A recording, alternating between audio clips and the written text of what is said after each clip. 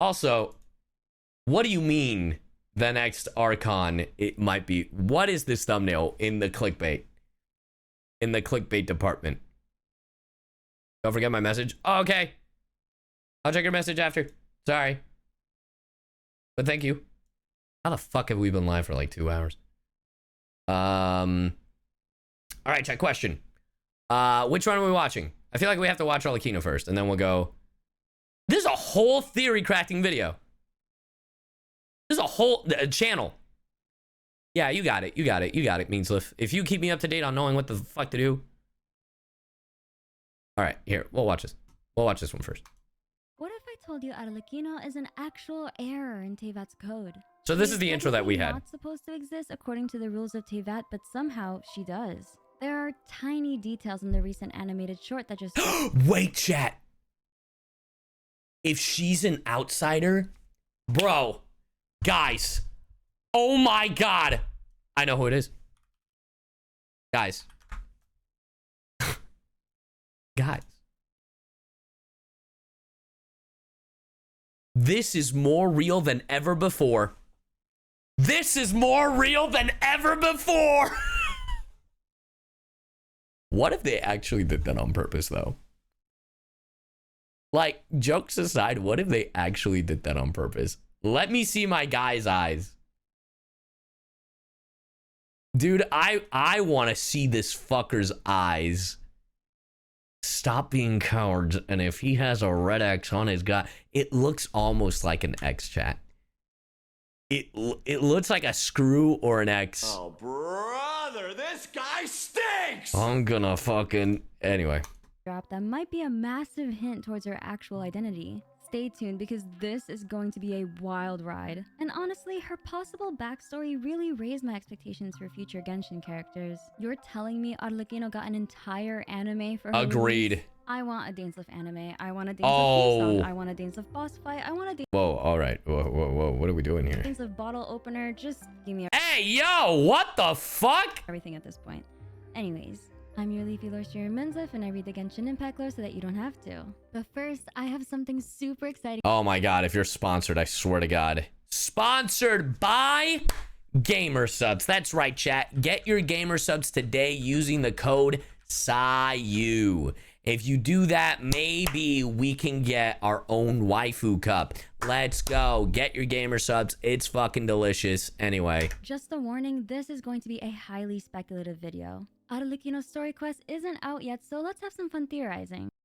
Wait a minute. This is before? You know what? We can fill in the blanks. You know what? If this is before the Arlecchino story quest, you know what? We'll watch it.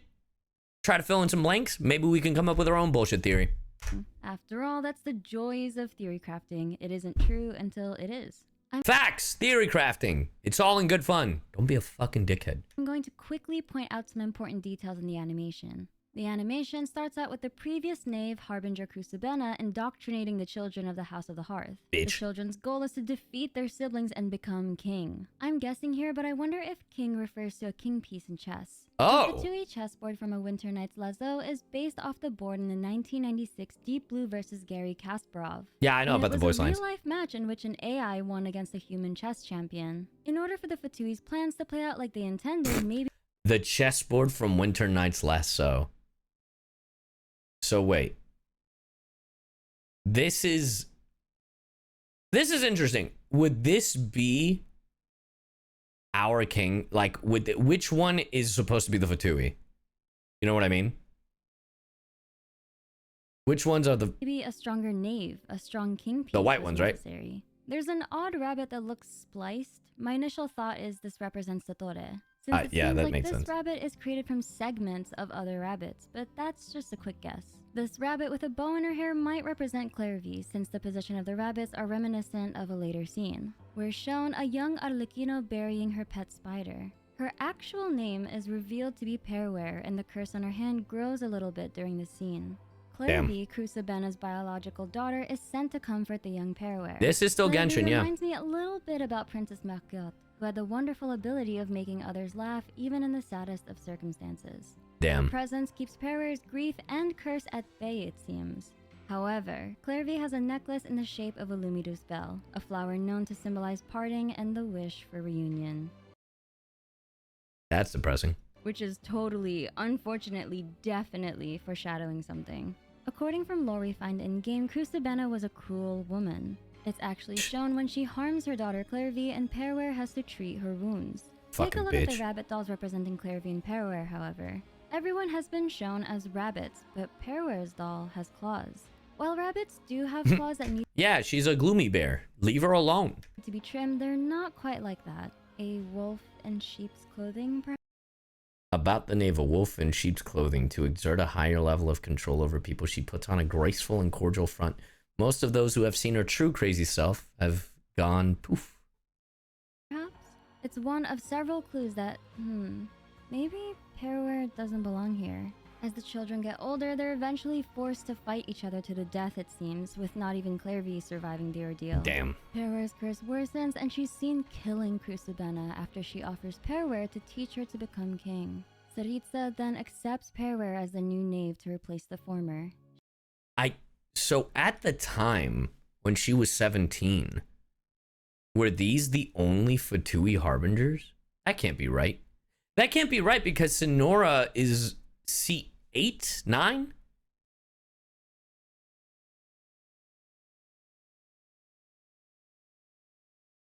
Because you have Capitano, who's 1, right? Scaramouche was what?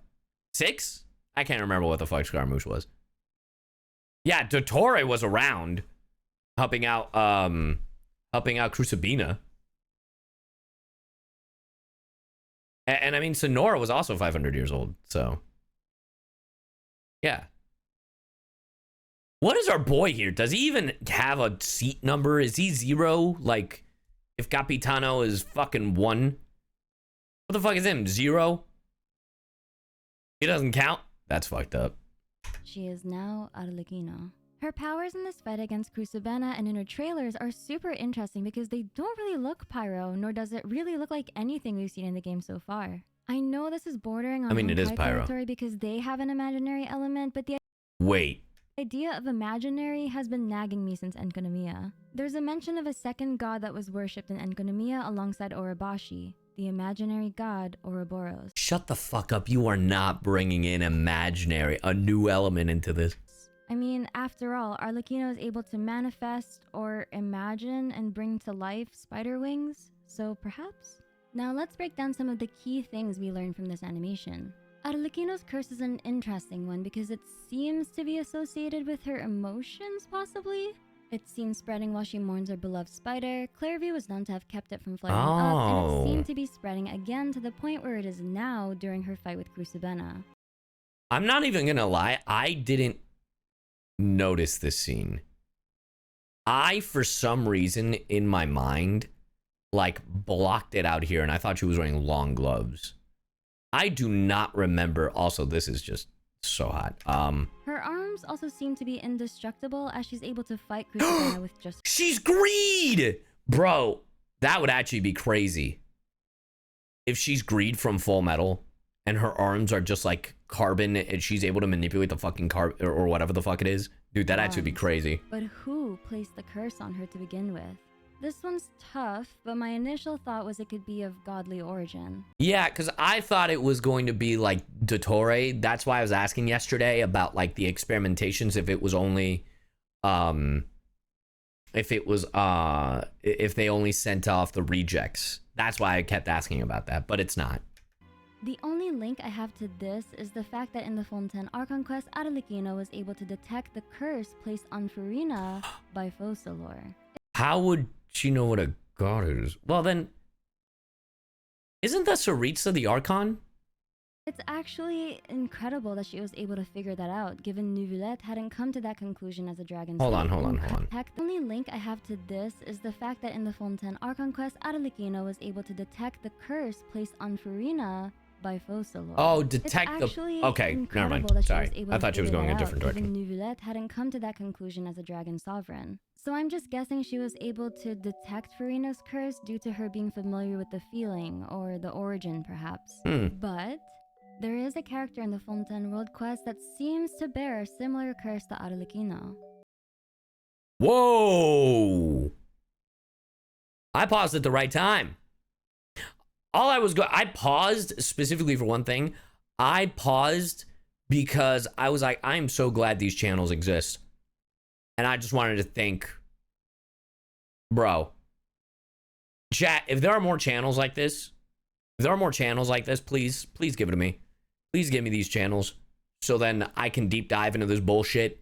So then I can just skip through the story quests. And then Ashikai, who is that? I'll look them up after. Ashikai. Here, I'm going to have a different tab pulled up. Ashikai.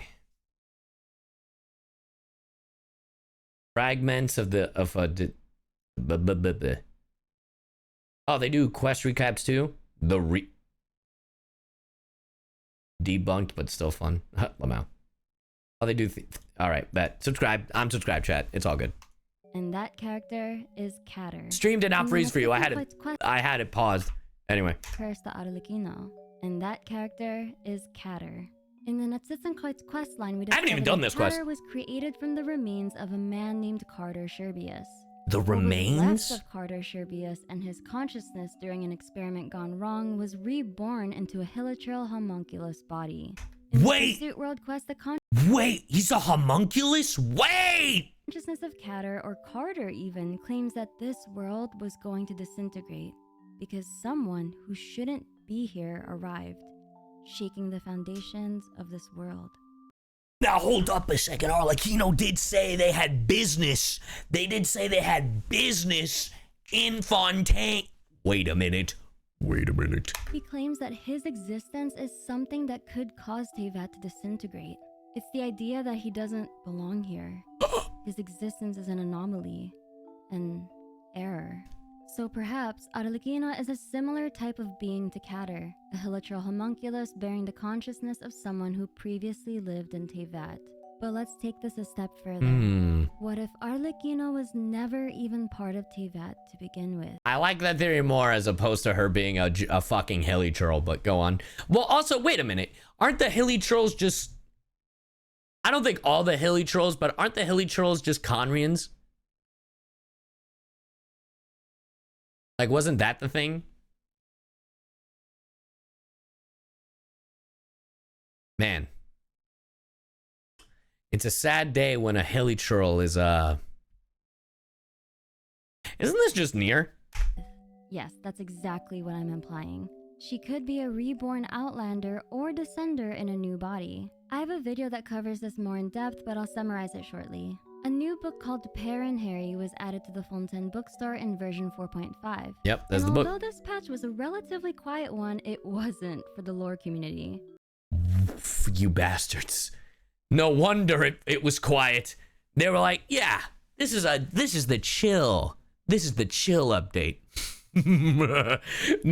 They're doing the Tom meme. It's like these motherfuckers who don't read. You see, this book casually dropped one of Conria's biggest secrets.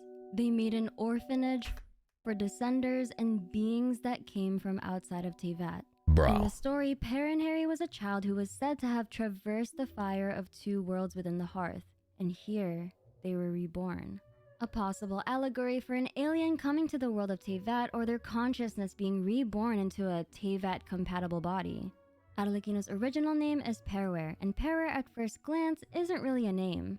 In Latin, perwer is a form of the verb meaning to perish or to burn. I mean... There's a striking resemblance to Pers, Frémine's penguin, and Père and Harry, the child from the aforementioned Penguin? story. But consider this. Where and Perwer in real life can also stand for user equivalent range error. Shut the fuck up, bro. What?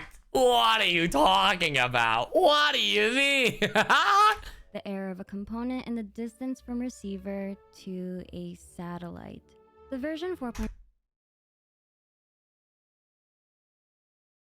Hold on. Hold on. Hold on. Hold on. Hold on. Hold on. Hold it. Hold on. Hold on. Hold on. Chat.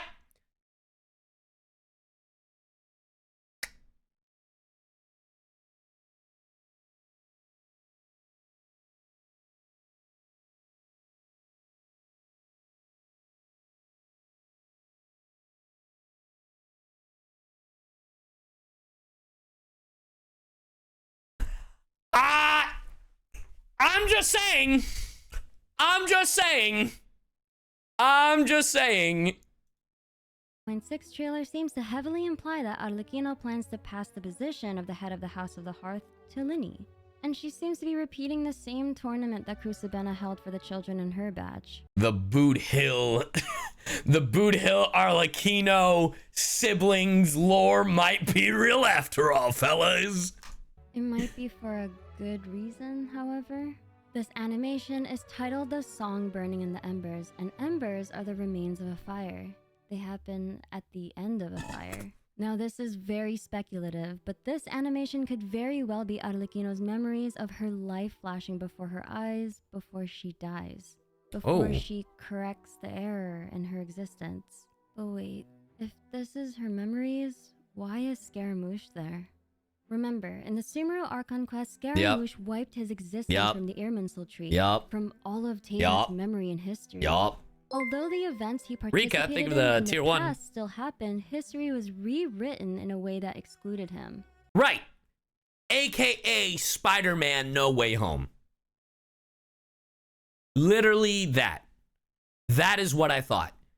So basically, Skara ceases to exist and the world just fills in the blanks, whether it's through another Harbinger or another character. And that is what happens. That means people no We need to ask Nahida if Arlecchino was in the Irminsul chat if we had it our way. longer remember Scaramouche, much like the people of Sumeru forgot about Rukkhadevata. Actually, she's a perfect example. That is Some literally people the example I are a gave. little confused on how this works, and I think they're confused about what the Hexen Circle, which Nicole said at the end of the Sumeru Archon quests. Unfortunately, the fate of Teyvat cannot easily be changed. This is true, but think of Rukkhadevata, the previous Dendro Archon. No one but Traveler remembers her and her sacrifice. All the deeds she did for Sumeru still happened, but in the Irminsul's records and Not in even everyone's Nahida. memories, it was Nahida who enacted them instead. Yep. While we know that there were two Dendro Archons who existed, the rest of Teyvat only know of one. Hi, This is sorry, the I same can't case for wait for the Scaramouche. You're second interrupting the podcast, video! you know. Thank you. I appreciate the sub. Thank you for the 2 months. Yeah, that'll be in the second phase.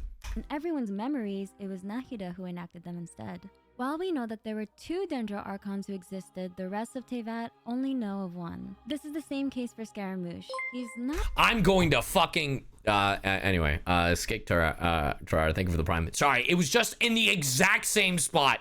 Sorry. existed, the rest of Teyvat only know of one. This is the same case for Scaramouche. He's not technically supposed to show up in anyone's memories. So, if Scaramouche is no longer supposed to be in anyone's memories, why is he in Arlecchino's? Yeah, So there are people who are immune to Irminsul tampering. right. Descenders. Yup. You might have heard Yup. about Outlanders and Descenders, and there's Wait a minute.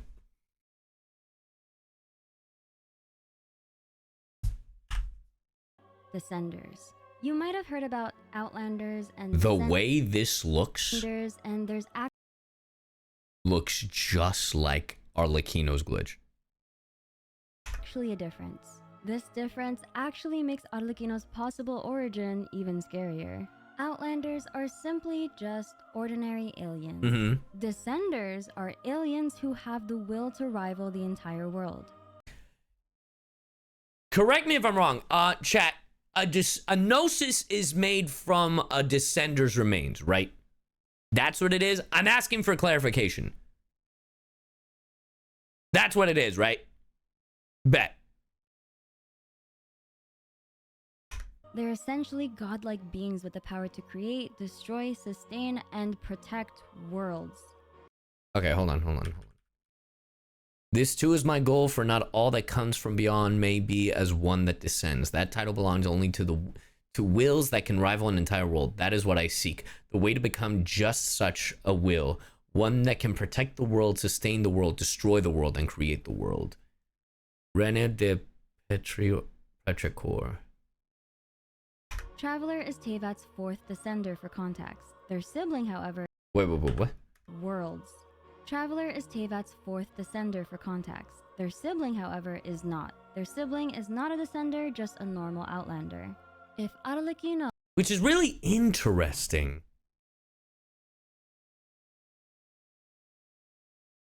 I wonder if that's because I wonder if that means that depending on who you play, in this case, chat, in this case, I am going to be referring to Ether as the Traveler.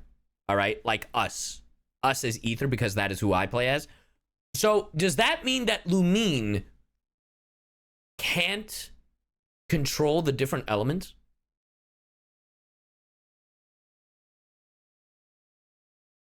No, it's not.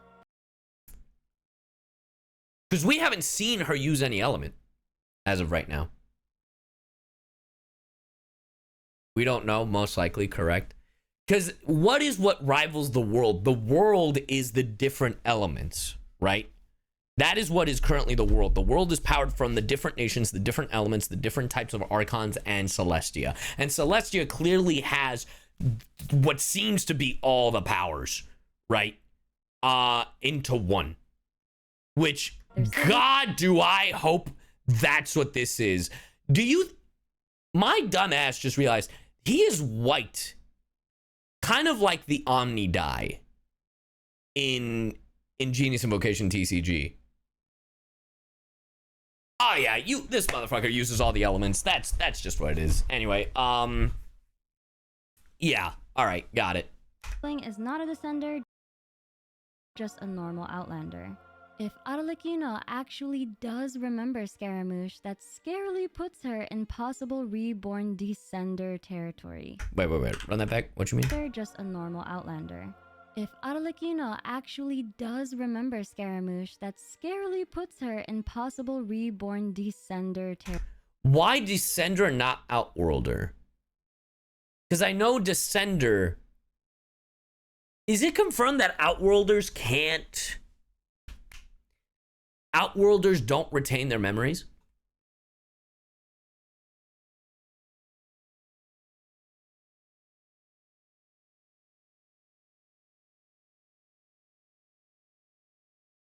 Right. We know about Descenders, but why not? Only Descenders remember Irminsul edits? Why? Okay, yes, obviously. But how do we know that Outworlders don't?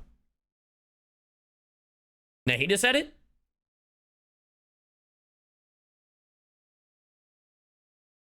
Descenders are really powerful beings. They are witnesses. That's fine. That's not what I'm talking about. No, that's... Guys. Pay attention. That's not what I'm saying. Pay attention. Because Outworlders are an Irminsul. Thank you. That's what I wanted to know. Thank you. Territory. So far, the only Descender we know I'm gonna start being like Joel and start grabbing some keys or something so you guys start paying attention. that may have died is the third Descender. According to Skirk, their body was used to create the Archon's Gnosis. If you enjoyed this video, please leave a like. We don't know anything about the third Descender, right? Not yet. The Archon's Gnosis. All right. Interesting. Thank you for the 300 biddies. Wave videos. His Wave unhinged videos. videos connect Genshin and HSR. One of them links Ether to a Kivali the Eon. They are unhinged but mind-blowing. I finally watched a Way Theory. All right, Bran. It's time to react to my first... Shut up, Bran. No, I'm just kidding. You're cool. You didn't link the video? You little bitch. Because I doubt it's way official.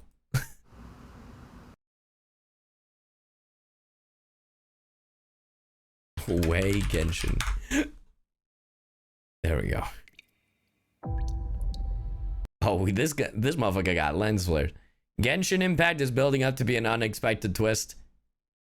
Chat, is this gonna be the rest of the stream? Are we just gonna watch a bunch of deep diving bullshit with Genshin?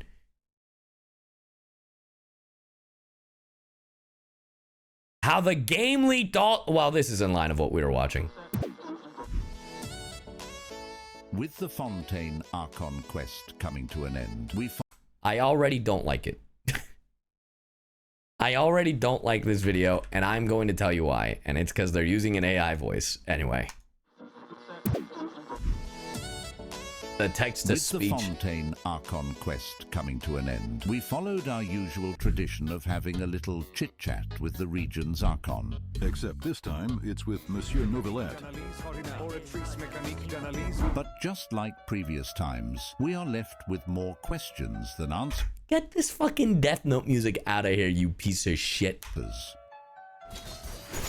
It all began with a massive lore bomb dropped by Skirk. This might be too much editing, I'm gonna be honest. She informed us that a gnosis is an object of misfortune, as it is created from the remnants of the third descender. I am losing my goddamn mind. To start off, we need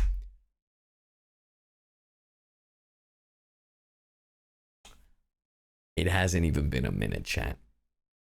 to determine what exactly makes one a descender. The simplest requirement is someone who came from beyond this world. Descenders.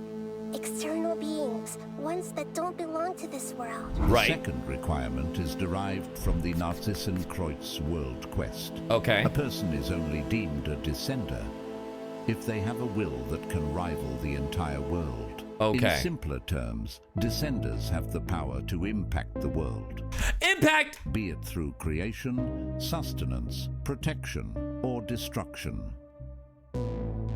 Hence the I love how they pulled a random fucking dragon, by the way. heavenly principles are regarded as descenders, originating from beyond the world and responsible for the creation of Tivat itself. The final requirement of a descender is observed by Novelette. Descenders are exceptionally element compatible, as the traveler is capable of using elemental powers without the need for a vision.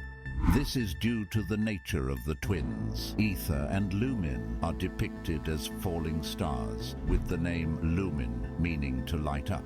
Oh shit.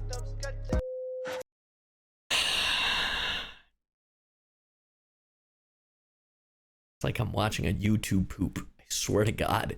On the other hand, Ether Shh, get this fucking dog out of my goddamn screen, dude. Fucking. Actually. is a concept representing a hypothetical substance thought to fill the celestial realm. In Greek mythology, Ether is the personification of the bright upper sky. In essence, the twins are celestial beings with a profound connection to the light element. Sure. We see depictions of that based on the color. Well, we have to speak about the properties of light. Light can refract into countless colors, but people stop at 7 because they're too lazy to count. Is that the actual thing on the name card? Or is this just some fucking worthless edit that he pulled out? Yup. You've got to be fucking kidding me. Perhaps the elements are like that too. In other words, light is inclusive of all elements, and it makes sense for a celestial being of light to be compatible with the 7 elements since they are derived from light. I mean, fair. This also applies to the heavenly principle, who hold various titles such as Usurper King and Phanes. In Greek mythology, Phanes is not only the god Is this AI art? I can't tell if this is AI art or art that has been filtered out the fucking wazoo. of creation, but also the god of light. Therefore, he is compatible with the 7 elements, thus fulfilling the 3 requirements of a descender. In Before Sun and Moon, it is stated that the primordial one created 4 shining shades of himself.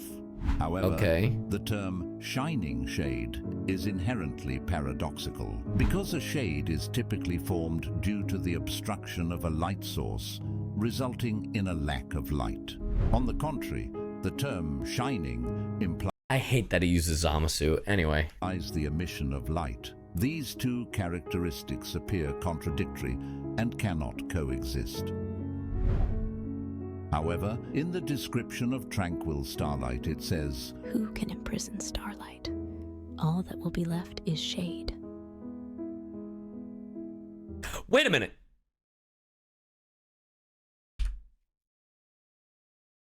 Does this not count as the curse?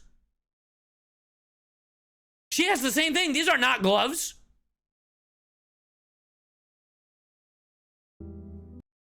I need a better hold up. Do we know what this bitch is called?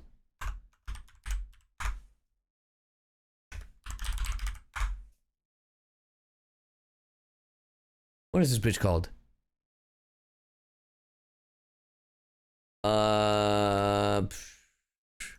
Heavenly Principle, thank you. I guess that's the best way to go about finding it. Heavenly Principle. Nah, those are technically gloves. Those are gloves, chat. Never mind. Well, actually, hold up a second. It's like kind of. Hold on. It depends on the shot. And I'm going to show you why. Right?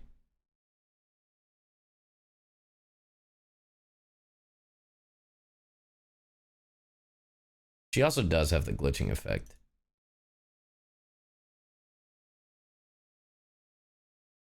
Hold on. All right, I pulled up 3 images, all right?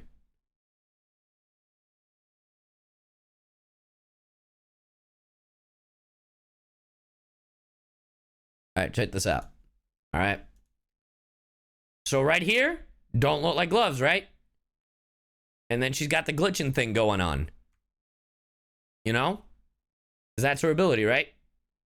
You know, she even has the fucking Conrail looking ass thing. Here, blatant glove. That's a glove. In this shot, it's obviously a glove. See what I mean? But in this shot, it still looks like a glove. It's a glove. But then it also glitches and then... So it's interesting. Also very imaginary looking ass. Well. Anyway. This implies that these shining shades were originally light or celestial beings. The Archons? That were not native to Tevat, as it was ruled by dragons at that time. They only became shades due to imprisonment by the primordial one. Taking the unknown god as an example, she is most likely the god of space. All right, relax. Honestly, hold on. One more thing.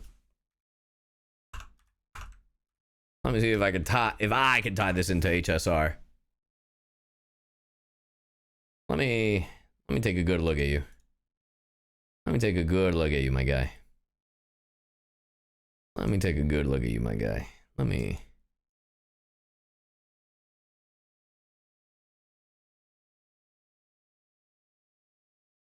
take a good look at you. Where's my high-res image? Hold on, chat. Now, I don't want to be that guy, actually, but hold on a second. Hold on a second. I might be onto something, chat.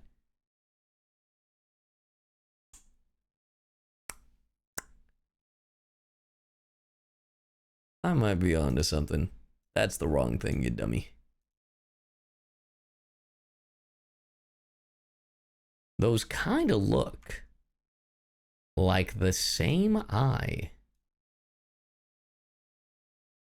Those kind of look like the same eye. Paired with Istaroth, the god of time. All right, hold on. Taking the unknown god as an example, she is most likely the god of space. Paired with Istaroth, the god of time, you can see her power manifests as a bright yellow glow. However, it appears tainted and obstructed by black shading, alongside her curse-like arms covered in black cubes. Oh. What if you need both? What if Arlecchino is the shade that the Traveler needs to beat the Heavenly Principle?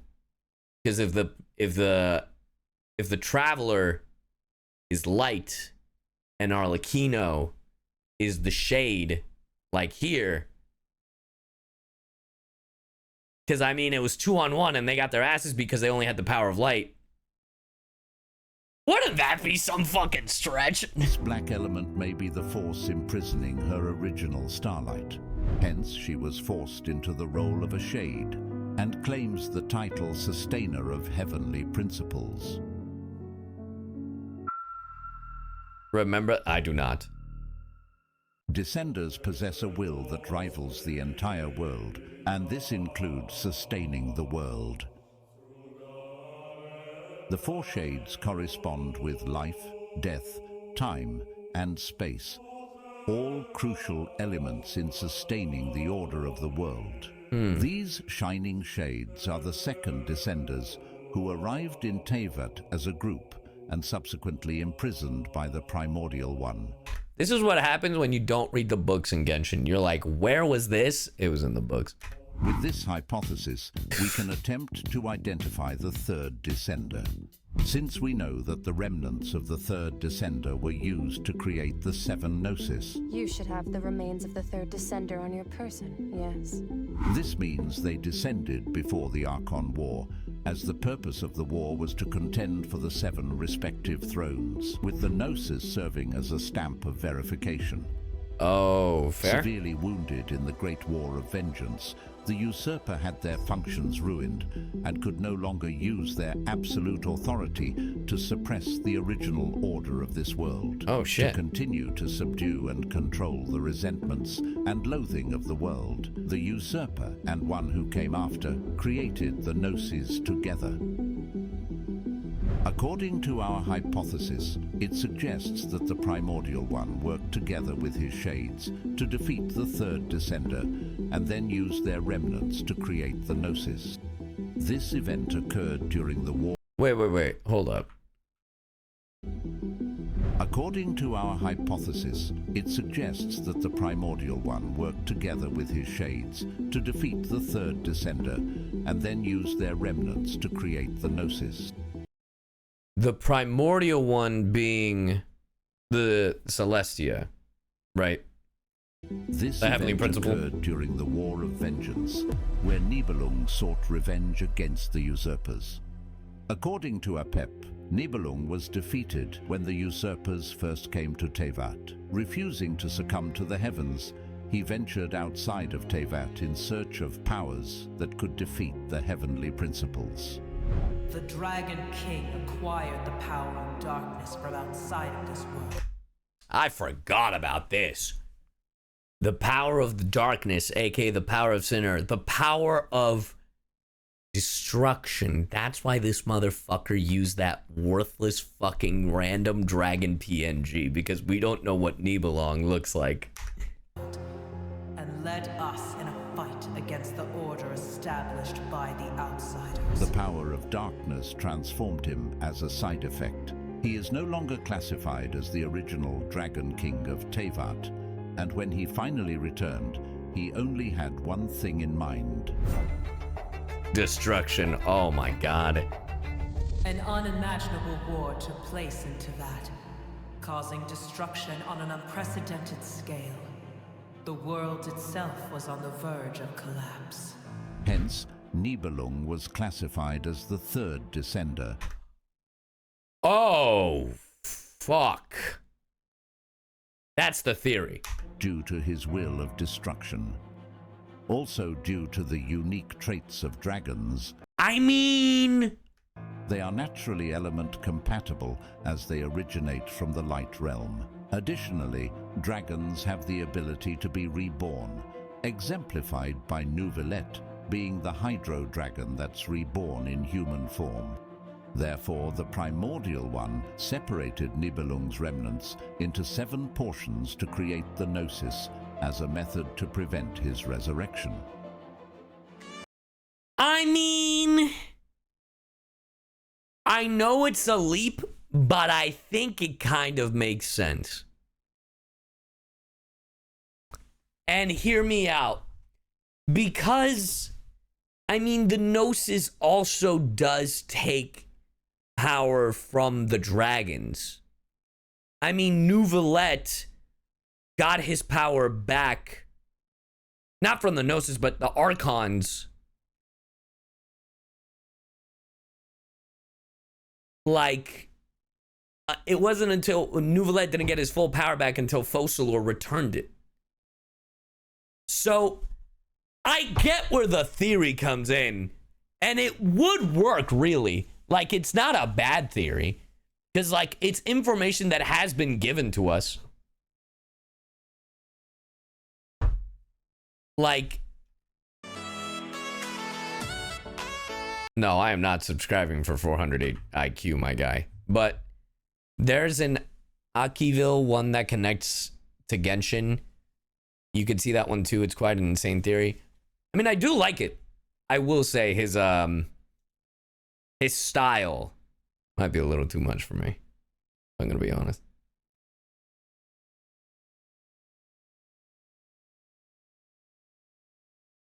But there was also Akishi, right? There's the one you guys were talking about. The secret of the Gnosis isn't what you think.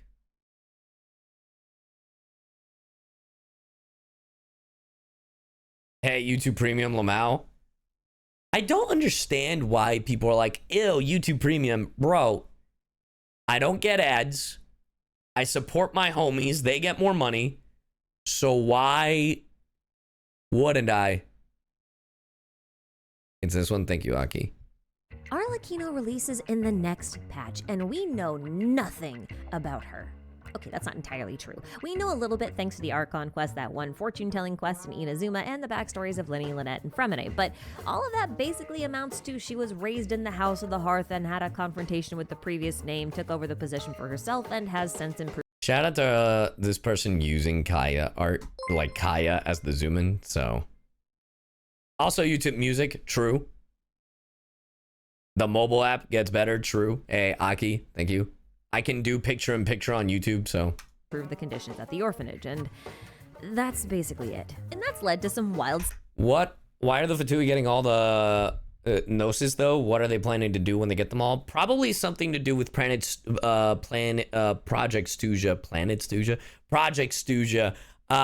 But I'm assuming it's also to fight back against Celestia is my thing, because I think the Sarita's whole thing is to kill the gods. Speculation on who she might be for realsies, because surely she's not just a normal person from Fontaine that managed... Resurrecting the third Descender? Wait a minute.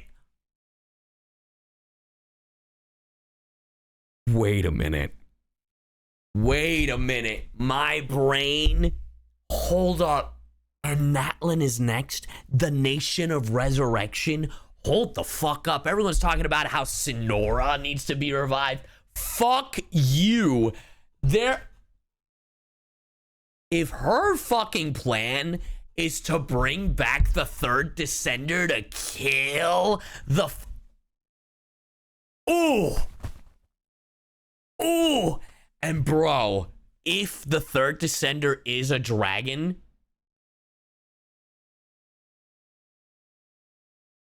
Natlin is the Nation of Dragons. Thought it was the Nation of War. Bro. That actually would go crazy. Hold up. Both?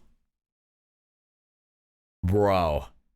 Could you imagine if they just gave us that little tease of a fucking like, yes, it's, that's the third Descender. They've been hinting towards the third Descender all this time. And they're going to the Nation of Dragons and the Nation of Resurrection specifically to bring back the third. Like, they need, it's like, we need this one thing. We found the body of the third Descender. Like, we found, like, some sort of DNA or some bullshit in Project Stuja as some weird zombie experiment where they need all the fucking Gnosis to bring back the third Descender who was the dragon. Bro, that it's too good to be true. There's no fucking way. There's no fucking way. Hey, look, I'll tell you this right now, chat. If the third Descender is the king of dragons, if that's what that is, and they bring him back, if that's what Project Stuja is, chat, Clip this now. I will gift 100 subs to this chat and be like, yo, shout out to Weiss videos. I can't believe this is true. I can't believe, bro, what the fuck? You can clip it. I don't give a fuck. I'll do it. It's the last nation before Snezhnaya. I know! It all bro, it's all coming together. Bro, that would be crazy. That would be crazy. You can clip it. That'd be insane. Managed to work her way up to the 4th rank of the Harbingers, right? Well, we might be in luck because we just got a new in-game book that's all about Conria lore, which I do realize on the surface sounds like it has nothing to do with Arlecchino, but it kinda does. Plus a lot more stuff that we're gonna cover in future videos because You're a the moron. rabbit holes here are How amazing. dare you? But what I'd like to do today is use the contents of this new book called Parent Harry to put together a bit of a speculative analysis of Arlecchino and also the House of the Hearth before they. Can I say something? Why does this person, what's her name? Why does Ashikai sound like Jenny Yokobori? Let's talk about that. Where's the game theory on that one? Come out. Now, you know the drill, guys. Timestamps, spoiler warnings, citations, and links for further reading and watching will be in the description box below. And don't forget to check the pinned comment for any post-video notes and corrections, because usually there's some cool stuff in there. But it seems like you guys are ready, and so am I. So without further ado, let's get this show on the road. Bro, why? Hold up. I'm texting her.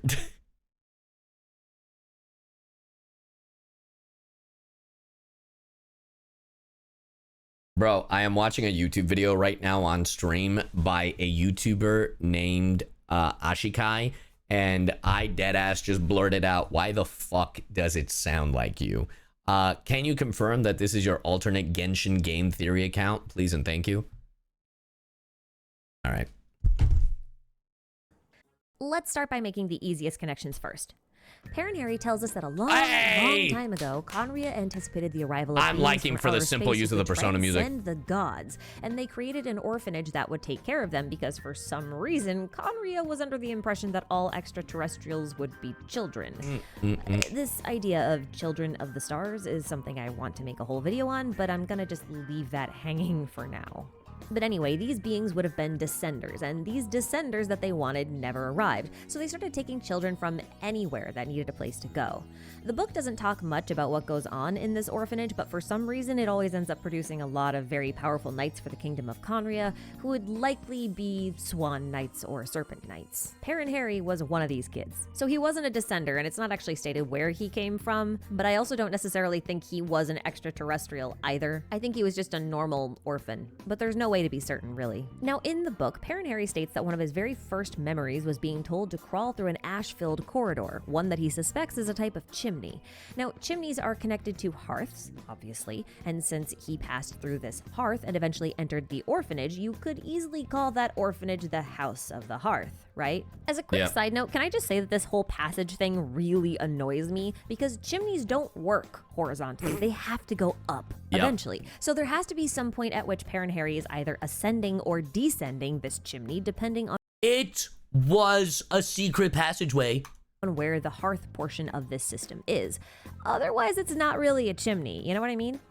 Parent Harry does mention falling or stumbling a few times, which indicates that he's going down at least a little bit, which might mean that he's ritualistically descending into this new location. The passage itself isn't very clear on this, but if the orphanage was originally intended for descenders, this seems pretty appropriate. That said, I did discover two types of chimneys that are horizontal but on a slight incline that could qualify here. There are chimneys for metallurgy or puddling and non-mechanized commercial bakeries. Now, puddling factories basically smelted iron ore, something that the mechanized Conria would need a lot of, but these kinds of furnaces are frequently associated with alchemy, as is the early science around metallurgy. Conria having industrial alchemy facilities is more than believable. I mean, we have the azosite factory as a potential example.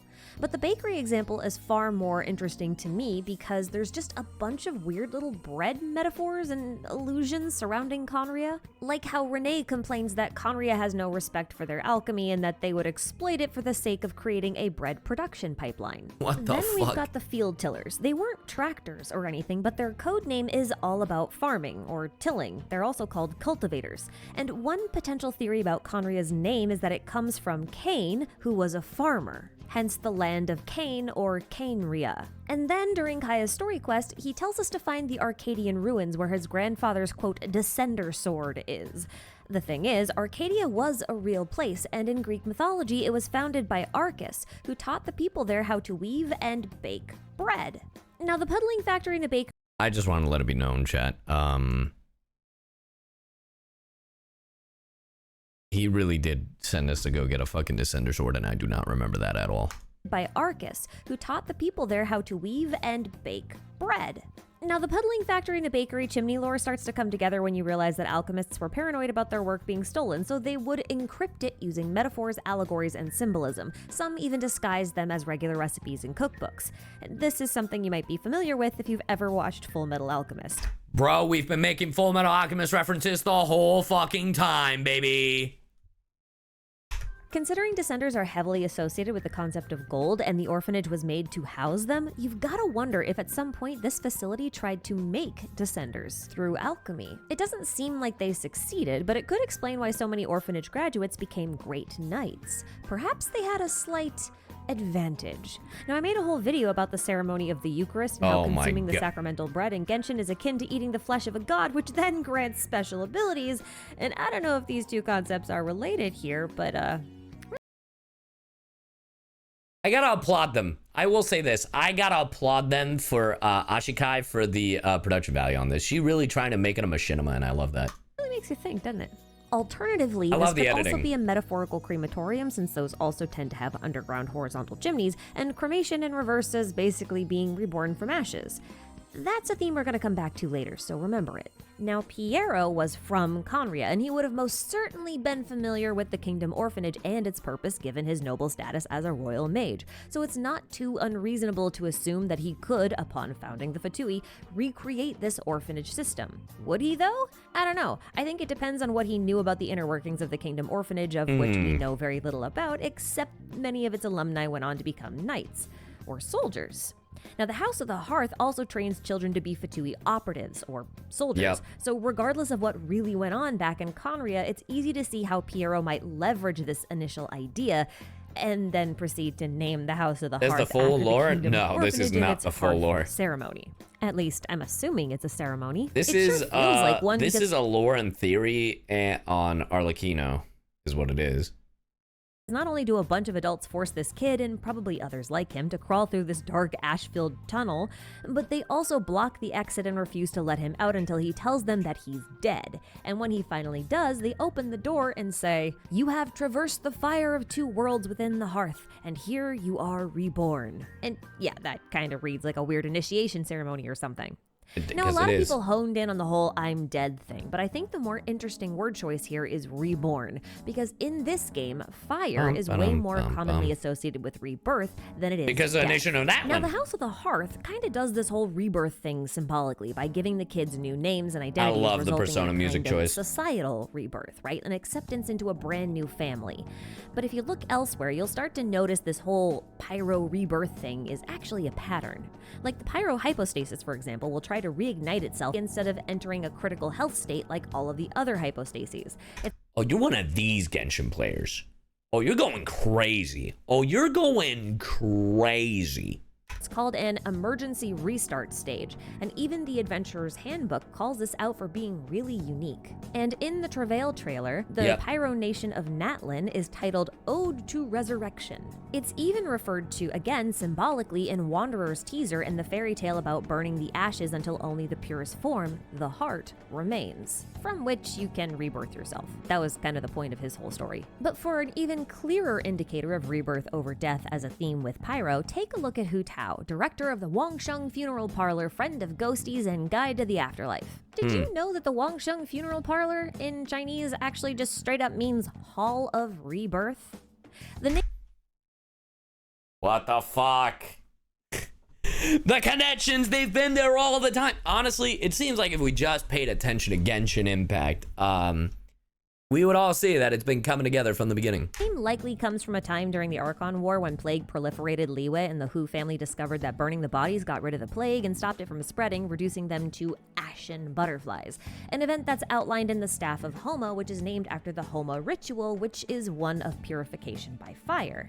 Now, Arlecchino is quite obviously pyro-aligned, given her vision, but we now know that her constellation name is Ignis Purgatorius, which means purifying flame, just like the Staff of Homa. And the thing about Purgatorius is that it's where we get the word purgatory from, and most people think of purgatory as a place you go when you die, but technically, purgatory isn't a place, but a state that the soul enters after death, one wherein sins are cleansed by holy fire in preparation for ascension into heaven. Hey, just like Silent Hill. Catholicism, which is what I'm rolling with here. But the thing is that the concept of purgatory isn't unique to Abrahamic religions. Hinduism, for example, has a sort of purgatory called Yamaloka, wherein souls are purified in preparation for rebirth, because we've got the whole reincarnation thing over there. Oh, I am since the watching. Longsheng funeral parlor is in Liyue, where you wouldn't necessarily have Folks, Hayden has video essays. I've got these channels. I'm good. Catholicism, you'd be more likely to have Buddhism or Hinduism. You can see why we would connect it to rebirth more than being purified for heaven, right? Now, I could see this purgatory reference having one of two relationships with Arlecchino. Either she is the one cleansing things and people through fire to prepare them for the next life, or she is stuck in a state of being perpetually cleansed by fire, which in my head makes her a kind of undead entity because well, I mean, if we're combining theories, then I mean technically with the curse. But also, I mean, she technically is the one passing the torch. She's allowing folks to stay in the House of the Hearth, and then she manages to give them a new life by technically having them reborn, like die and then come back, you know? Holy shit, 15 months is crazy. Let's go 15 months. If you do a Genshin theme tier list, I made a playlist of demos only to filter out outfit trailers and teasers since only 5 stars have those. And now I'm gonna flex. I have a C6 Tainari. You triumphant bitch. Face. Heavens, but why are we talking about Star Rail over here? Bro, what the fuck? What is all of this? Oh my god. She's not quite ready for rebirth, but she's this theory is not about Arlecchino anymore. More. You know what I mean? Now, when I think of undead creatures in Genshin, I immediately think of hilichurls, because we have some detailed records about what the transformation of human to hilichurl looks like, and it involves necrosis or the blackening of the limbs, something we can confirm thanks to our good friend Caterpillar. Although Caterpillar isn't technically a normal human-turned-hilichurl situation like we have everywhere else, Caterpillar was actually a blend of the minds of multiple people that were placed inside of a hilichurl's body. You know, but no big either deal. way, the characteristic is present, and Arlecchino's arms are also a near no big deal. match to it, so let's roll with it. While I have suggested in the past that she might also be a hilichurl or is undergoing hilichurlification or is a recovering hilichurl, I'd like to that I now think Arlecchino and hilichurls are in similar states of undeadness, because there's another match for these hand markings. And they belong to Senora, a debatably undead fire witch. If you're not sure what I'm talking about, just take a look at Senora's Crimson Witch form. Notice the markings on her hands and how they're the red version of Arlecchino's hands? Well, that might be because she experienced death once upon a time. See, prior to the Cataclysm, Senora was studying pyromagic as an apprentice at the Sumeru Academia and had, according to the Crimson Witch of Flame set, stumbled upon a long-forgotten art that destroyed her mortal body and caused her to mutate into the Crimson Witch of Flames. The Elegy of the End also says that she swore to use her life's flames to cleanse the world's crookedness, meaning these were meant to be cleansing flames, exactly like Arlecchino's constellation name. Now, according to the Ashen Heart, Piero found Senora before her flames finally extinguished for good, and used a cryo delusion to prevent her from disappearing in a puff of smoke, because the translation of the witch's heart flames suggests that her real body was already gone, and she had just turned herself into some kind of elemental fire spirit thing.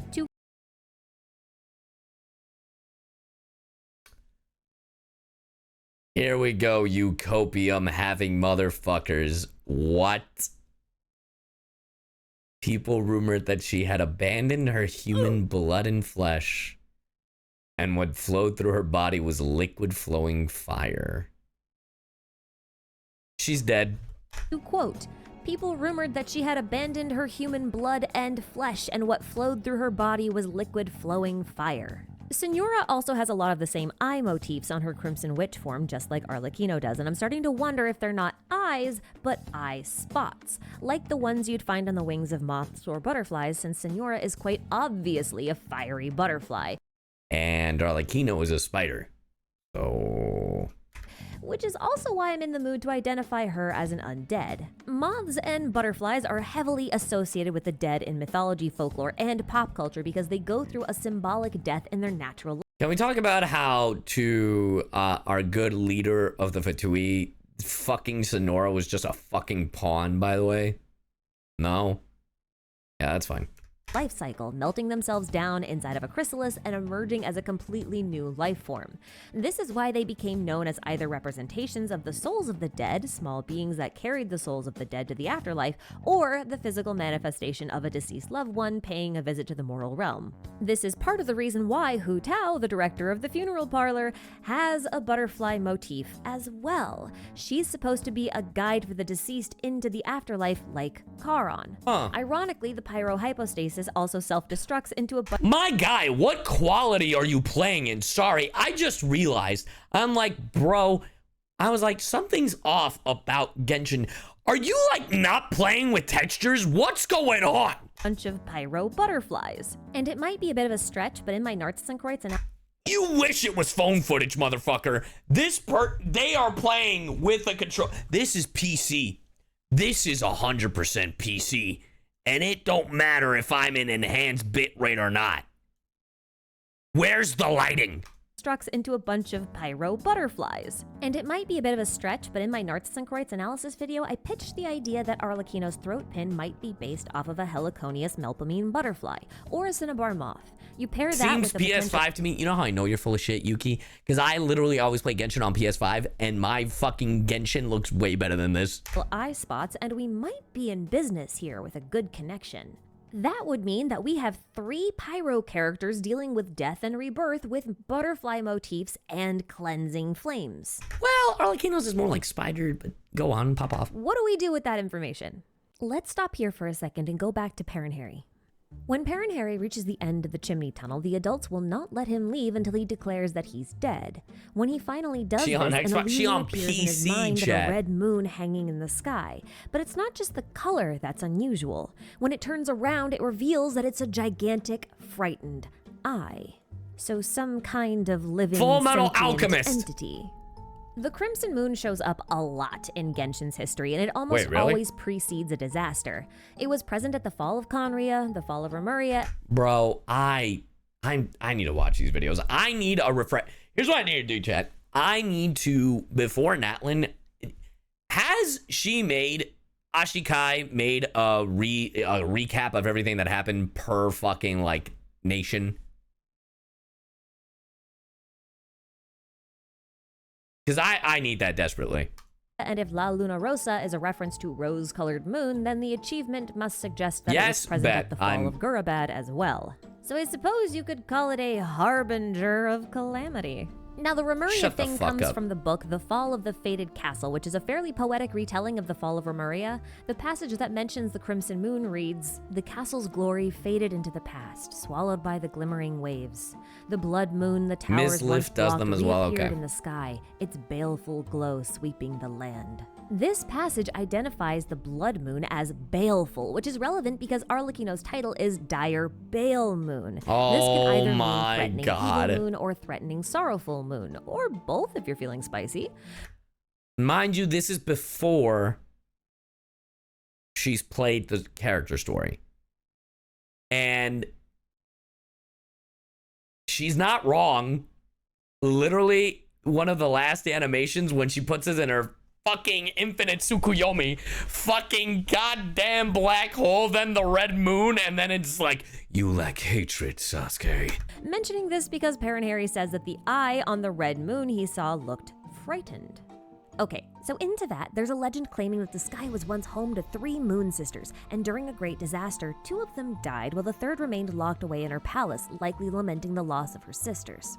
Now, Dane's character card says that the eclipse was swallowed by the Crimson Moon, or more accurately from Chinese, the Crimson Moon got its revenge against the eclipse. Oh. Now that we know that one of Conria's dynasties was called the Crimson Moon Dynasty, we can assume that the Eclipse Dynasty betrayed the Crimson Moon Dynasty. But what does a betrayal of this magnitude look like?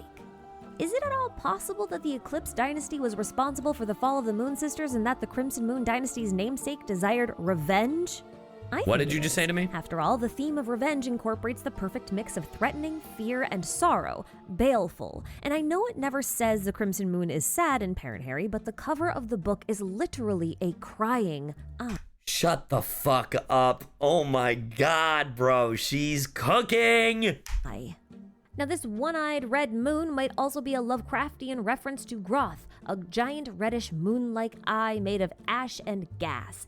Also an ancient extraterrestrial god that's wandering the cosmos and singing the music of the spheres. If there are any ancient deities on a planet it gets close to, it wakes up and brings death and destruction, which is why it also has the name of the Harbinger. Now, I'd write this off as an Easter egg, but the problem is that Genshin's got a lot of Lovecraftian references and several of them converge here, like with the Dark Sprites, which are technically Rift Wolves, which are based on the Hounds of Tyndalos. But in the interest of time, I'll save the Lovecraft discussion for another video. So okay, all of these little references are kind of cool and all that, but how is Arlecchino linked to the moon beyond these neat little references? Like, she can't really be a moon sister, right? That would be kind of crazy.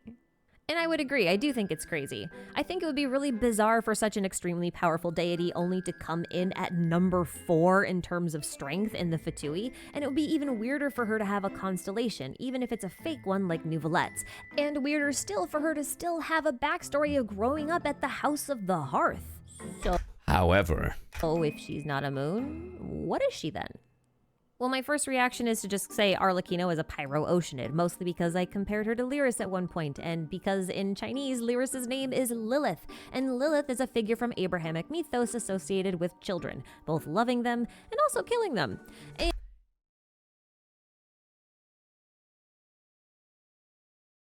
And Lyris eventually merged together with the human Marianne in order to save her from death, and in doing so, they were reborn as a new kind of entity, neither human nor Oceanid. But then I got to thinking about Signora and how, after her transformation, she was in danger of her flame being completely extinguished if she continued to let it burn, since it was literally being powered by her own life. And I wondered then if I could apply that to Arlecchino. See, the former knave was said to have had a confrontation with Arlecchino, which resulted in Arlecchino replacing her, and that's effectively all we know about the incident. But that incident only occurred roughly 10 years ago, and since then, Arlecchino has already selected a successor in Lyney. And wait a minute. Is this also before the video came? Oh. This is also before the Clairvy and the fuck. God, she's good. And Lyney knows he's been chosen, but desperately doesn't want his siblings to know. It's almost like he thinks they'll try to stop him from accepting the position. But that means that becoming the knave has a serious drawback. Like, maybe an early death. So if Signora's flames are powered by her life force and the power of the knave is similar, then it's possible that the knave's flame is passed down from person to person. That isn't correct. And she doesn't know this because... obviously, this is a theory. This is a theory. And this was before she had the information of fucking Clairvy's mom. So, because Clairvy's mom, I always forget her fucking name. She's a dead corpse anyway. The old knave mother used hydro. So, right? It was hydro, right? Am I misremembering? Crucibina, thank you. So, the old knave, yeah. So, yeah. Slowly burning away at their life force until there's nothing left. I almost wonder if her hands are representative of candle wicks, showing how much time she has left and how much of her life has been burned away already. But none of this really explains her connection to the Crimson Moon. That is a good theory, though. And frankly, I was a little bit stumped and I wasn't going to make this video. And then I had a thought. In my Narts and Crates analysis video, I likened Arlecchino to Lady Maria from Bloodborne, and Bloodborne has the blood red moon that contains a presence, an alien being from beyond, a great old one, which is also a Lovecraft reference, kind of like the Crimson Moon Groth there that we talked about earlier. Now, whenever the moon presence descends, the moon turns red. But I bring all of this up because in the true ending of the game, you have to kill the moon presence, and doing so also kills you and forces you to be reborn as the new moon presence, which is far from human, as you can see.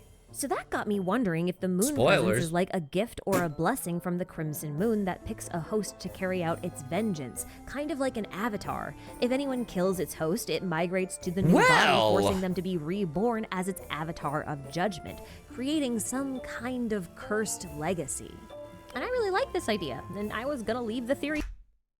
You could say like a foul legacy.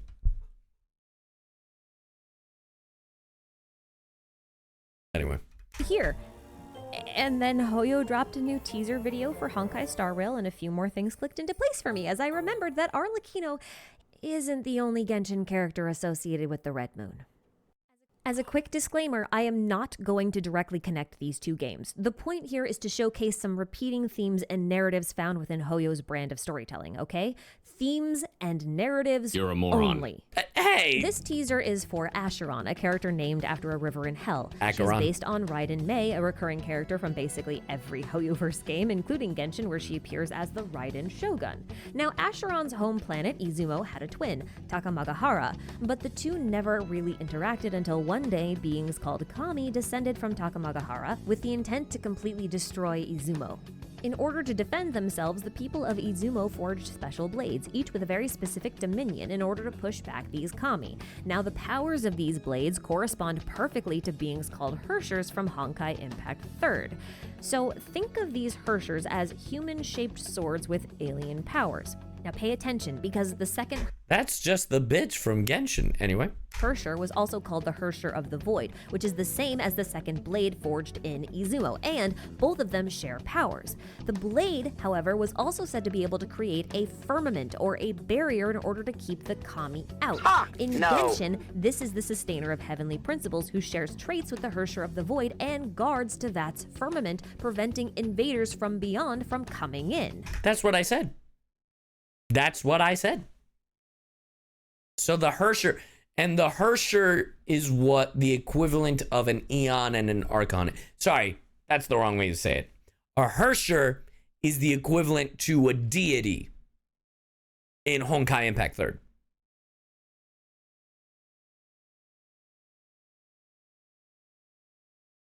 Yes, got it. Again, game stories are not connected. These are just repeating themes I want to emphasize.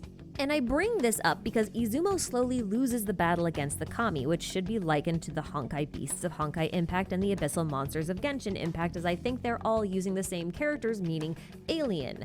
And the only one left standing here at the end is Acheron, who's slowly turning into a demon or an Oni, as is the fate of all humans. In the end, she uses her newly forged blade called Knot to attack what seems to be the Eclipse. What's funny about this the is Revenge that of the the story Eclipse. of Izumo is very easy to link to Genshin's Legend of the Shattered Halberd books, meaning Genshin is repeating this narrative but with 9 blades instead of 14. Now, this book is a Liyue one, but you know what's kind of funny about this? The spine of the Perrin Harry book is also Liyue art. So there's definitely a weird connection here.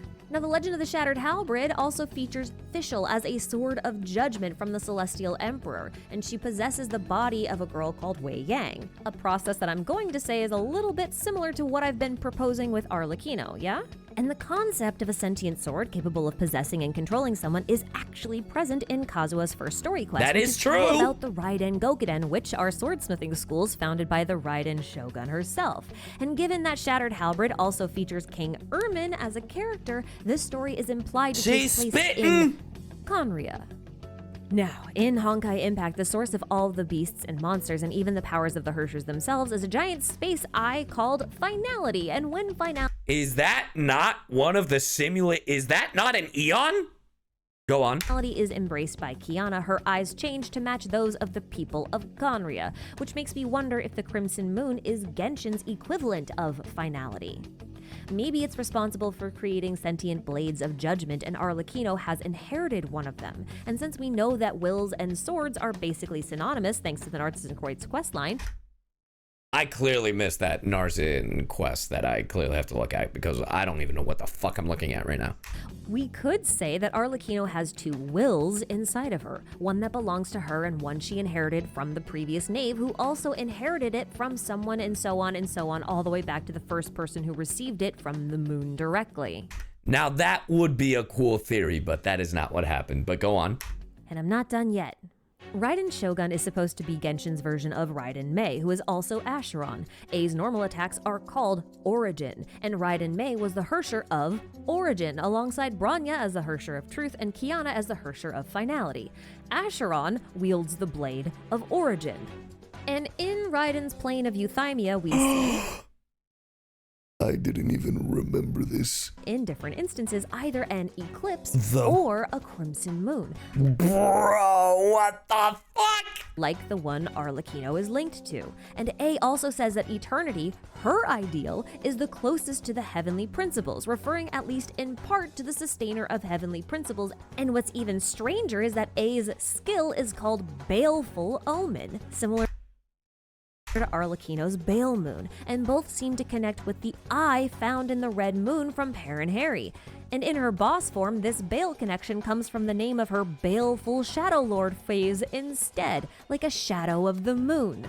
Now, according to the treasured tales of the Chokenshin Kageuchi, also called Raiden Reincarnation, some people are aware of there being two Raiden Shoguns, and they refer to them as Shin and Kage, light and dark, Makoto and A. Now, whenever I think of light and shadow, I think of the primordial one, a being of light and its four shadows, three of which are thought to be the Moon Sisters. If you then look at the symbols for Electro, it's made up of 3 Tomoe, which is kind of weird if A and Makoto were only twins. Like, why is the symbol of a 3 then? Like, I know it's got some historical context here, but it was used as a family crest. So I ask again, if there were only 2 in this family, why is it a symbol of 3? So here's my crazy idea. What if A is also a child of the moon, or the moon itself, having lost her memories, fallen to Earth, and then been hidden by Makoto? We already know that Makoto reforged A's body at least once, according to Raiden Reincarnation, so why couldn't she have done it a second time? After all, A's current body isn't even human-shaped. She's a sentient sword inside of a mechanical Conrian puppet, and she's covered in butterflies. I cannot believe I had to look at underwear for lore. And I could be wrong about this, but I think A in both her normal and boss forms is the only character so far in-game to have the glass-shattering effect apart from the all-devouring narwhal. And that is also a Lovecraftian reference to these aliens that come from beyond the beyond. Consider, too, that A drops Tears of the Calamitous God, a title that really belongs to the Crimson Moon given its history, but take a look at this description, notably the last line. Bro. The catastrophes go on for too long. Even a baleful gaze must wash itself with tears. Baleful again! We've got a baleful eye again, but also a reference to how it must wash itself with tears eventually, like the Crimson Moon Perrin Harry saw. And speaking of the narwhal, it doesn't have drops to match, but you do get this 5-star key item instead, which is called Tears Among the Stars. The description for this thing is too long, so you can read it on your own. But within this thing, we see some themes and narratives of inevitable death through catastrophe and rebirth. Oh my god. Here. Think of A's boss lines, "Ruin, follow my blade," or "The eye sweeps the land," and "Witness the final calamity." Am I really going anywhere with this besides pointing out how weird it is that A and Arlecchino have these overlaps? Not really. But, speaking of eyes floating in the sky full of tears, a solo eye floating in the sky, no matter what it's surrounded by, is usually referred to as the Eye of Providence, and it's a symbol of wisdom. Full Metal Alchemist. Or knowledge. Like, you know, forbidden knowledge. Shut the fuck up, bro. I would add an evil laugh here if I had one. Okay, that was a lot of random speculation, and I don't know if any of this will end I love up how being it started true, but off. It's kind of the point of a theory, so I guess it's fine. I'd like to wrap it. Bro, she had me. There was a lot of cool shit and a lot of shit that I was like, I don't agree with, but I mean, the Fade voices go back. Oh yeah, no, she Okay, that was it was just her saying, okay, that was a lot of random speculation. She was great. That was a great video. Oh my god. Now that's how you make a fucking video. Dude, that shit was crazy. Quest recap. The real Knave. These are all obviously theories, right? Dude, crazy. Banana. The complete narcissist. I need to watch this later, not now. Secret of the Witch. Dude.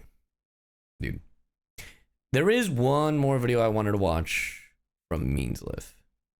This shit. What if I told you there was a contest in Genshin Impact? Yeah. An arduous. This better not be a plug, you bitch. You bastard. That's what this is? You clickbaiting whore. She's not. I was just upset because I was expecting another Theorycraft video. I've been spoiled, chat. Oh, she does have the Three Moon Sisters video. That's nice. I did get baited. But damn. That was crazy. Good channels. I will definitely be watching for more. I hope if she does the recap stuff, I hope she does have a Genshin Impact Timeline audiobook. What the fuck is this? Theories, Genshin playthroughs, Genshin theories. You can watch recaps before Fontaine. I'm assuming she's going to make a Fontaine one. I'm assuming she's going to make a Fontaine one after right before Natlan drops.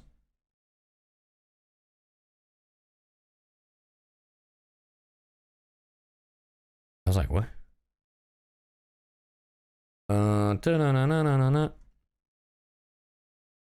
Lore video sooner or later. You want to watch the Akavili ones for shits and giggles? I mean, you know, those are really good videos. It definitely made me go, it's like, man, I really got to pay attention to more Genshin lore. I need to watch Light in the Abyss. Is that an Aki video or is that a Meansleaf video? Or a Kai video, an Ashikai video, or is that a Meansleaf?